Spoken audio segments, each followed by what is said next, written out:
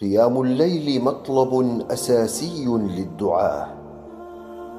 قيام الليل دأب الصالحين وحلية المشتاقين وبراق السابقين. به تصفو الأعمال من الكدر وتخلص النيات من الشوائب. وقيام الليل مطلب أساسي للدعاة إلى الله عز وجل وأصحاب التجديد.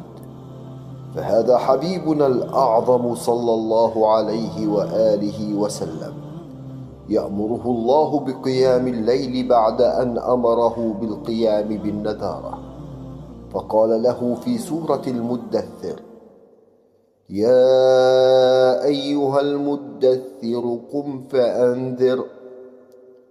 ثم أمره بأن يستعين على حمل هذا العبء الثقيل بقيام الليل ومناجاة الله في جنح الظلام، فقال له في سورة المزمل: يا أيها المزمل قم الليل إلا قليلا.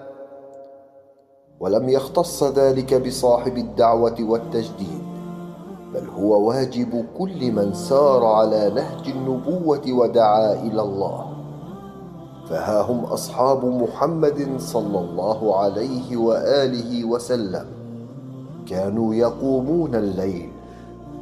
يقول الله تبارك وتعالى: إن ربك يعلم أنك تقوم أدنى من ثلثي الليل ونصفه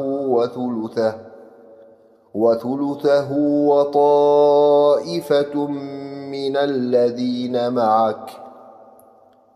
وإذا كان قيام الليل صفة لازمة للدعوة والدعاة إلى الله عز وجل وأصحاب التجديد، فلا بد أن يكون أصحاب الإمام المهدي عليه السلام كذلك.